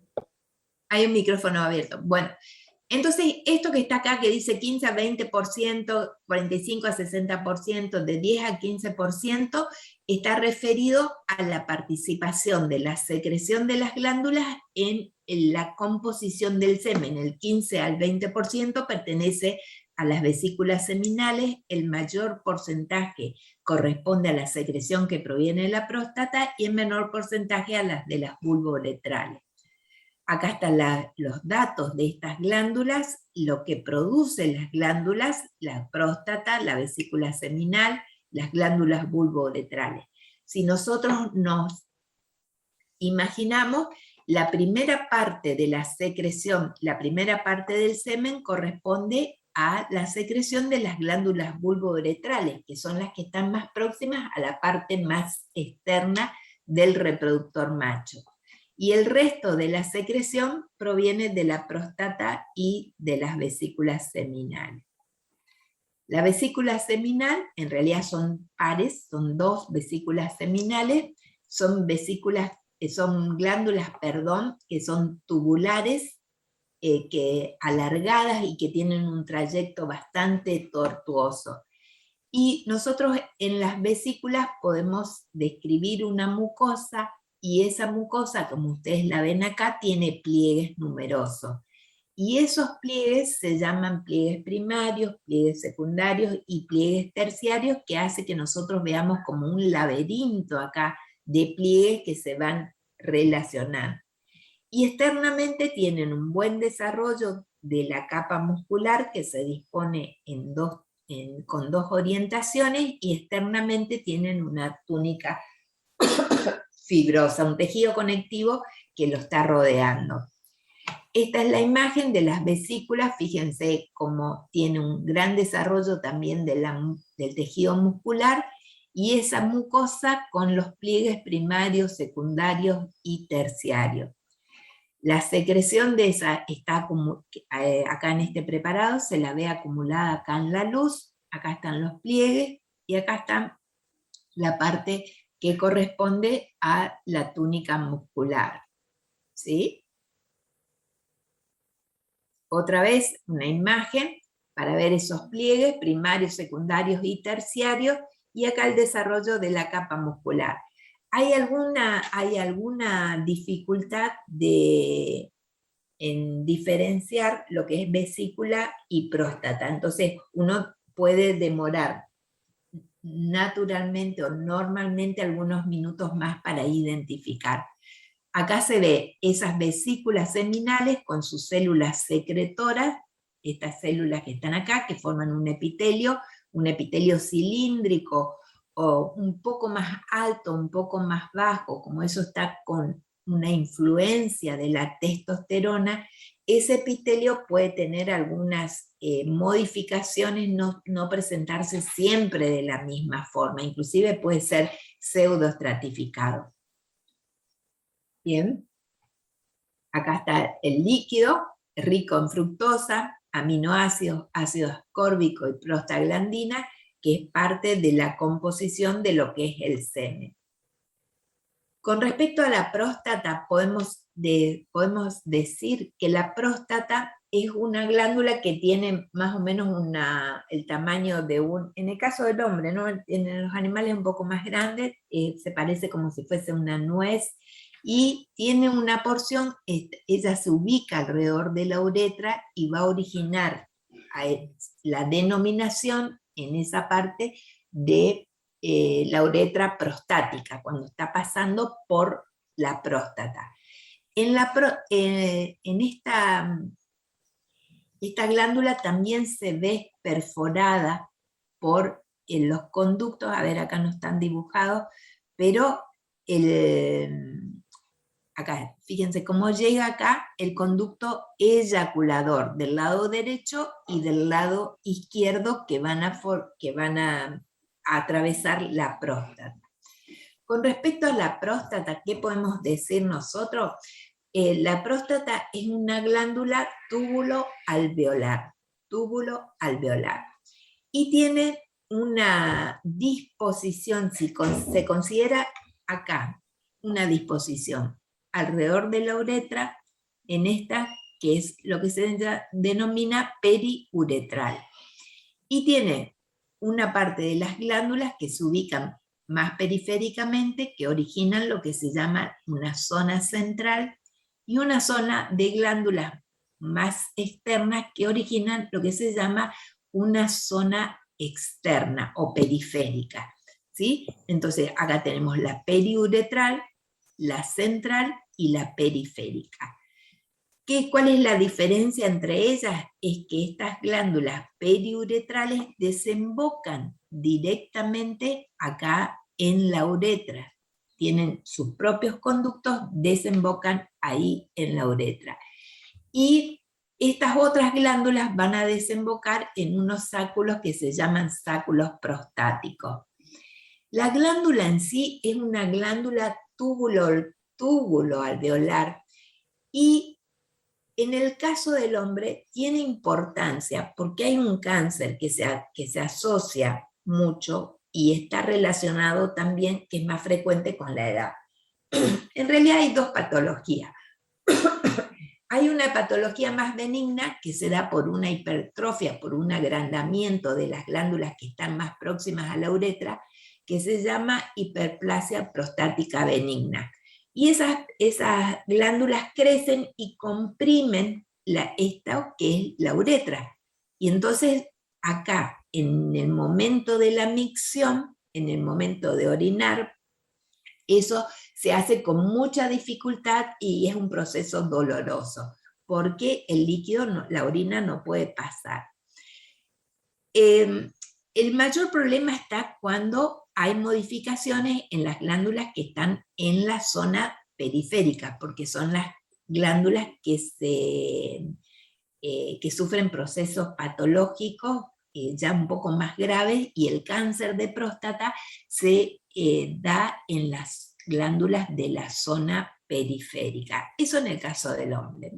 Bueno, acá vemos, nosotros acá vemos la célula, acá vemos un estroma de tejido fibroelástico, ¿sí? Hay fibras musculares y fibras del tejido conectivo, y las células que secretan la secreción prostática son células cúbicas o cilíndricas, depende de la acción de las hormonas. ¿Hay algún elemento que nos ayuda a diferenciar a esta glándula de la otra? Es la presencia de estas concreciones que están acá en la luz de los alvéolos, que son las concreciones prostáticas. Esas pueden ir aumentando con la edad, que es parte de la secreción que tiene algún proceso de depósito de sales minerales. Bueno, acá está una imagen histológica, acá vemos los alvéolos de la próstata, ¿sí? Acá vemos esas concreciones que nos permiten tal vez diferenciar de las vesículas, y acá está el epitelio secretor. Otra vez con más aumento, los alvéolos prostáticos, las concreciones prostáticas y el epitelio secretor. Y acá vemos el estroma de tejido fibromuscular, ¿sí? Con más detalle, acá vemos las células cilíndricas o cilíndricas altas, o pueden ser cilíndricas más bajas, depende del estímulo de la testosterona. Y acá en destaque se ve el estroma de fibromuscular. Las glándulas bulbouretrales son glándulas que contribuyen en menor porcentaje en el semen y preparan sobre todo la uretra para el paso de ese semen en el momento de la eyaculación. Y son glándulas de tipo mucosa, ¿sí? De tipo mucosa, como se ve acá en la fotografía microscópica. Bueno, dos palabras con respecto a la estructura del pene. La estructura del pene está formado por lo que se llaman los cuerpos cavernosos y el cuerpo esponjoso, los cuerpos cavernosos y el cuerpo esponjoso. Esas están revestidas por un tejido conectivo, que es un tejido conectivo bastante denso, y aparte de eso aparece un tejido más laxo que está recubriéndolo externamente. Las cavernas del pene son cavernas que en realidad se asemejan a la estructura del vaso sanguíneo, porque ellos están recubiertos por células endoteliales. Y el aumento de tamaño del pene durante el proceso de la erección está referido a un llenado de sangre en estos espacios. Entonces la sangre entra por el estímulo nervioso a estos espacios y eso hace que el pene pueda cambiar de tamaño y de consistencia, y eso entonces pueda penetrar dentro del tracto de la hembra antes de producirse la eyaculación. ¿Sí? La estructura del pene es una estructura que puede variar en las especies, y eso es algo que ustedes lo van a estudiar en la parte anatómica, y en unas especies la especie canina, por ejemplo, en el momento del cervicio, va a tener una estructura que se llama el bulbo, y ese bulbo, cuando aumenta de tamaño una vez que se produce la introducción del pene en el tracto de la hembra, el aumento de tamaño de ese bulbo impide que el animal pueda retirarse hasta que se produzca la relajación y el descongestionamiento. Entonces, y eso puede demorar varios minutos, que pueden ser lo que dura el ser. Ustedes pueden ver cuando hay una cópula entre los perros, que eso puede demorar entre 10, 15, 20 minutos, hasta que esto vuelva a su tamaño normal y pueda el macho retirarse del tracto de la hembra. Y acá no hay agua caliente, no hay nada, ni escoba, ni nada que sirva, porque realmente el macho no se puede retirar, porque el agrandamiento en esta región hace que él no pueda salirse, hasta que se descongestione la región. En el caso del perro también hay una parte del pene que normalmente presenta una osificación. Hay un hueso, fíjense cómo acá está, es parte de una estructura ósea, ¿sí? Pero eso puede variar, esas estructuras pueden variar de acuerdo a las especies. Y en la parte del cuerpo esponjoso, que es por donde transcurre la uretra, ¿sí? La estructura de los cuerpos es similar en los dos cuerpos cavernosos y el cuerpo esponjoso, están llenos de estos espacios que se llaman cavernas, que es lo que permite el llenado de sangre, el aumento de tamaño y el cambio de consistencia del pene. Bueno, esto es un esquema para mostrar cómo esos lechos vasculares se van llenando de sangre. Acá están muy llenos y eso es lo que permite el cambio de conformación. Muy bien, señores. No puedo, tengo un defecto, no puedo terminar en tiempo. Bueno, a ver, voy a dejar de compartir esto. No. Bueno, mientras voy con esto, cuéntenme qué hacemos. Si me quieren preguntar algo, mejor dicho, algo que no haya sido claro, algo que les haya generado. Sí. A mí me quedó una duda de cómo está formada la red de testing. ¿La red de testing? Sí, ¿cómo está conformada? La red de testing está formado cuando todos los túbulos rectos de los distintos lobulillos se juntan, van a formar un laberinto de túbulos, y eso es la red de testing. ¿Sí? Sí, profe, ahí ya entendí re bien. Porque vienen los túbulos rectos de todos los lobulillos. Entonces, esos van a desembocar en un laberinto, y eso es lo que se denomina red de testing. ¿Sí? Acuérdense, el túbulo seminífero tiene un epitelio estratificado porque tiene espermatogonia, espermatocito primario, espermátide, bla, bla. El túbulo recto tiene células de Sertoli, ¿sí? En la red de testis hay epitelio cúbico simple, ¿sí? Y en los túbulos, en los conductillos eferentes, hay un epitelio que es pseudoestratificado. En el epidídimo es pseudoestratificado. En el conducto deferente es pseudoestratificado. ¿Estamos? En la uretra, ¿cuál es el epitelio de la uretra? Díganme. Pseudoestratificado, ¿verdad?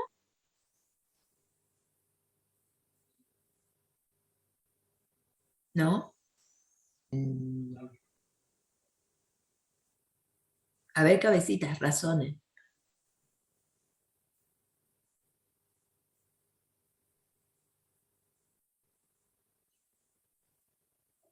¿Es epitelio? La uretra, ¿dónde nosotros la vimos?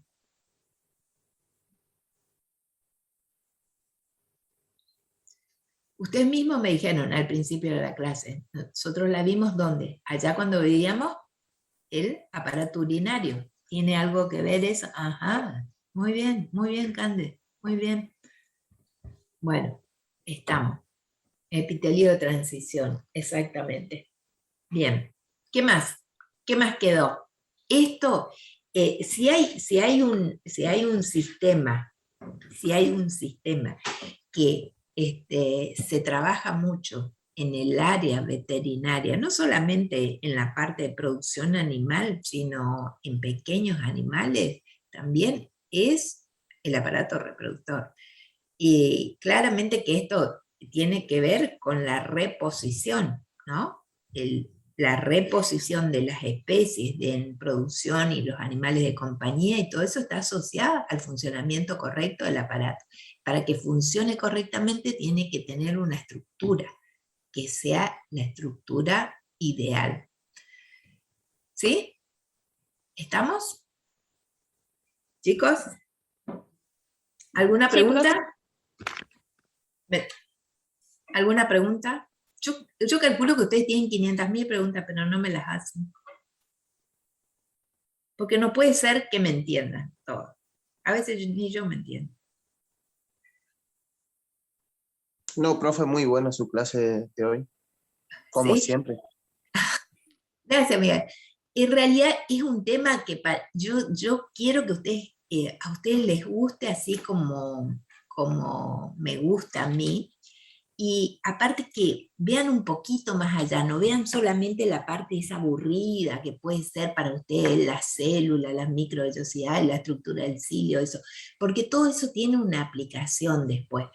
Y también el tema de las hormonas y por qué pasa lo que pasa, por qué nosotros tenemos animales que no tienen conductas de macho, todas esas cosas que después van a necesitar saber. Y en una salida al campo o en un trabajo en una clínica o observando a sus animales, ustedes puedan tener un entendimiento general de lo que está pasando con ese bicho. Bueno, los dejo en libertad porque hay alguna gente que tiene que venir corriendo a la facultad y los otros tienen que entrar. Así que nos vemos en la última clase después. ¿Sí? Sí, profe, Hasta luego. gracias.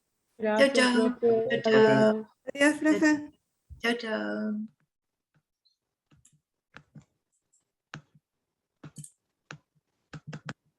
Adiós, profe.